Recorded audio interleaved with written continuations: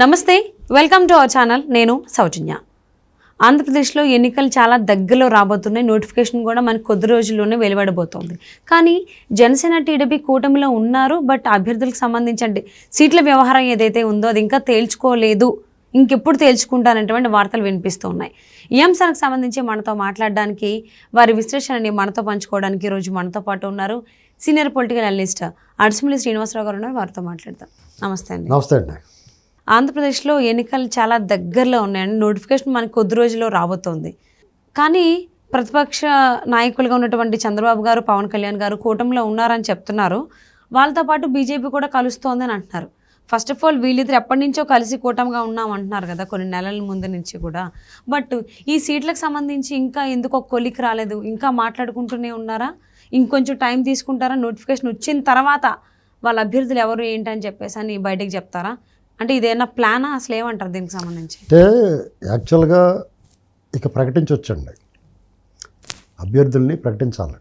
సీట్లు కన్ఫర్మ్ చేసి ఎవరైతే పందెం పుంజులు ఉన్నాయో వాటికి కూడా మా పుంజుని వదలాలి వీళ్ళు. ఎందుకంటే ఒక్కొక్క సీటు దగ్గర టీడీపీకి విపరీతమైన డిమాండ్ వచ్చేసింది. రాష్ట్రంలో అధికారం మారబోతుంది, టీడీపీ కూటమి అధికారంలో రాకపోతుంది అనేటువంటి సంకేతం అందరికీ ఉంది. ప్రజల్లో కూడా ఆల్రెడీ డిసైడ్ అయిపోయి ఉన్నారు. ఇలాంటి పరిస్థితుల్లో టీడీపీ సీట్లకి, ఈ కూటమి సీట్లకి జనసేన టీడీపీ విపరీతమైన ఒత్తిడి ఉంటుంది.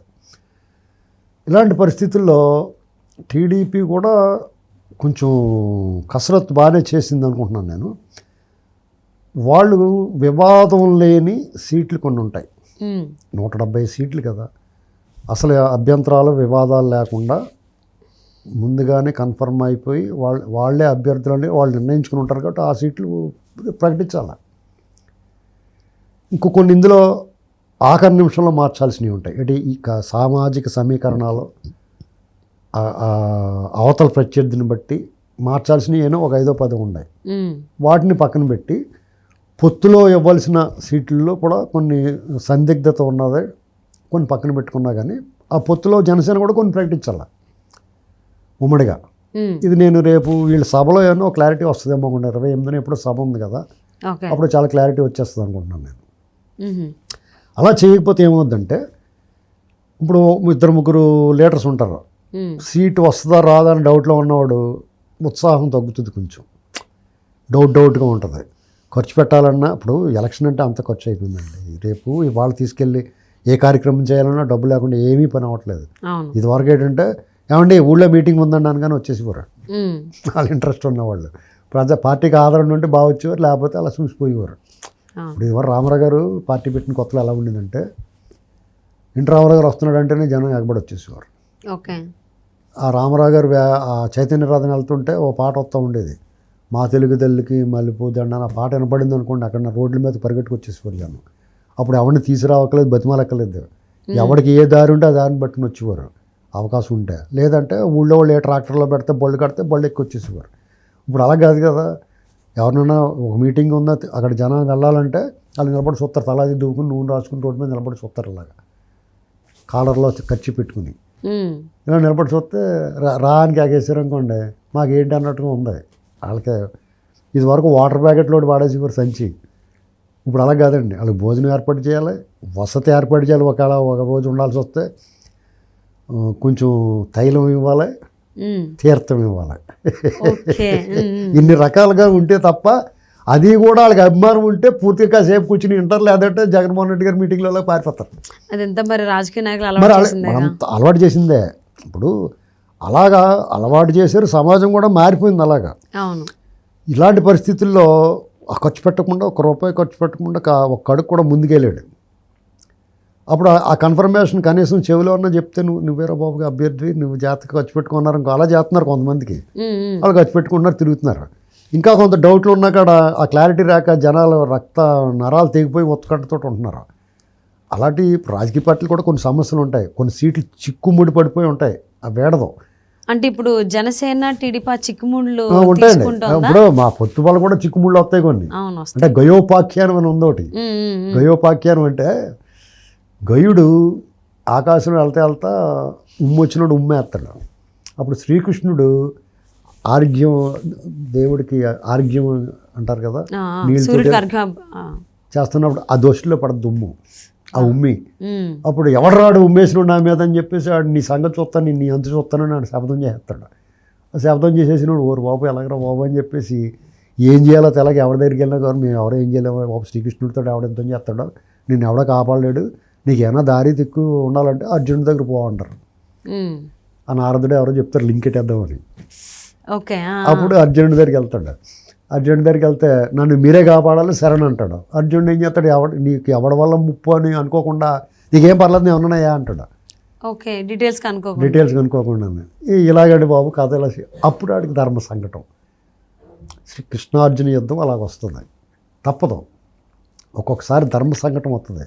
పవన్ కళ్యాణ్ గారికి బాగా కావాల్సిన వాడు అత్యంత ఇష్టడు ఎట్టి పరిస్థితుల్లో నా పార్టీ తరఫున టికెట్ ఇవ్వాల్సిన వాళ్ళు ఉంటారు కొంతమంది. అలాగే టీడీపీ కూడా ఎట్టి పరిస్థితుల్లో అక్కడ అవాయిడ్ చేయకుండా ఆ సీటు వదులుకోని పరిస్థితులు ఉంటాయి. ఇలాంటి కాడ చిక్కుముళ్ళు ఉంటాయి కొన్ని, అవి స్వల్పంగా ఉంటాయి ఒకటో రెండో. వాటిని మినాయించి మిగతాయి చెప్పడానికి ఏంటి అభ్యంతరం దొబ్బుడే ఏంటి మీకు అని ప్రజలు అనుకుంటున్నారు.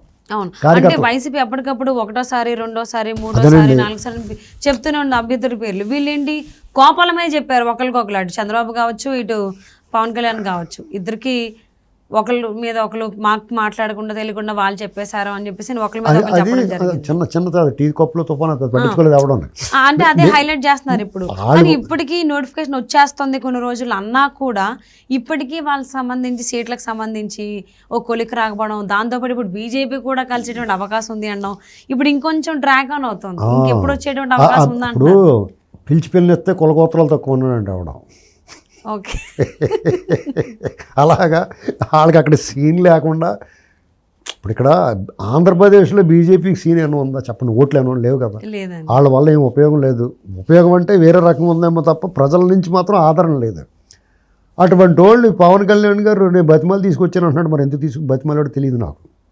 వాళ్ళు ఎందుకు బతిమాలాడో తెలియదు కానీ బతిమాలు తీసుకొచ్చాను అంటున్నాడు. వాళ్ళు ఏదో కేకేశారా బాబు భోజనాలు ఎడతానన్నారు అని రావాలి కదా. వాళ్ళు రాకుండా ఏం మాట్లాడకుండా కూర్చున్నారేమో అక్కడ. పైగా వాళ్ళు వచ్చినా కానీ ఆంధ్రప్రదేశ్ వాళ్ళకి అసలు ఇష్టం లేని వాళ్ళ ముఖం చూడటానికి ఇష్టపడిన వాళ్ళని ఎవరన్నా పెడతారేమో అదొక లింక్ ఉంటుంది మళ్ళీ రేపు పొద్దున్న నుంచి. అదో పంచాయతీ, అది వేరే కదా.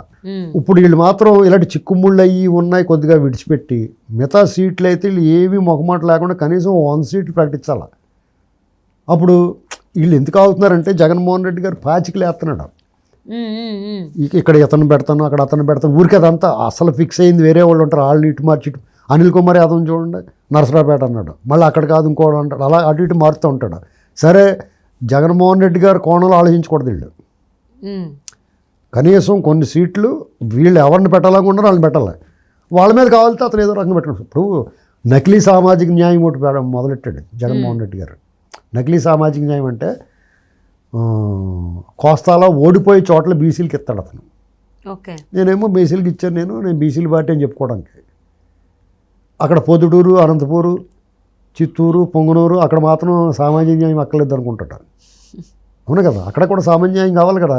పొంగనూరు పెద్దిరెడ్డి ఈసారి నువ్వు మానేవయ్యా ఛానల్ నుంచి చేస్తున్నావు కదా అని చెప్పేసి ఒక బీసీకి ఒక యాదవ్కి ఇవ్వచ్చు కదా. అక్కడ ఒక యాదవ్లో ఉన్నారు కదా బీసీలో ఇంకా 3 మంది ఉన్నారు.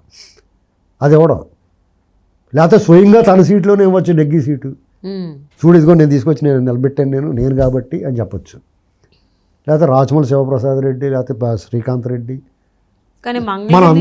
మనందరం మీకు ఎమ్మెల్యేలు ఎంపీలు మంత్రులు ఎందుకు మనందరం కొలగొట్టేస్తారని మీరందరూ నా ముఠాలో చేరిపోవడం మామూలుగానే తెర వెనక నుంచి అక్కడ బీసీలకి ఎస్సీలకి ఇద్దాం జనరల్ సీట్లలోను అని ఆ సామాజికంగా ఏం చేస్తే అప్పుడు నమ్మొచ్చు అతన్ని. వీటి విషయం గురించి కొంచెం తర్జన భర్జనలు జరుగుతున్నాయని అనుకుంటున్నాను. అయినా సరే ప్రకటిస్తారు ఇంకా ఎన్నికలు మీదాడిపోతున్నాయి కదా. ఉడుములేని పీడగలా ఇంక మీదాడిపోతే దగ్గరికి వచ్చింది ఇంక టైము. ఆల్రెడీ వీళ్ళకి దృష్టిలో వీళ్ళు ఫిక్స్ అయిపోయి ఉన్నారో ఎన్ని సీట్లు పొత్తులో ఉంటాయి ఎవరిని అక్కడ పెట్టాలనేటువంటి ఫిక్స్ అయిపోయింది. అని ఒక మ్యాక్సిమం మొత్తం 175లో ఒక 20-15 సీట్ల దగ్గర మాత్రం తకరారు ఉంటుంది, కొంచెం గజిబిజి ఉంటుంది. బుజ్జగింపులు అలకలో తిరుగుబాట్లు రకరకాలు ఉంటాయి. ఓ 15 సీట్లు తప్పదు. ఈ పొత్తులు ఉన్నప్పుడు ఎప్పుడు పార్టీ పొత్తులు ఉన్నా ఈ గోల ఉంటుంది, తప్పదు. అది కాలం దానికి. ఓకే. సో టైం కూడా తక్కువ ఉంది కాబట్టి అతి త్వరలోనే మనం డెఫినెట్గా మీకు మ్యాక్సిమం 5-6 రోజుల్లో క్లారిటీ వచ్చేస్తుంది.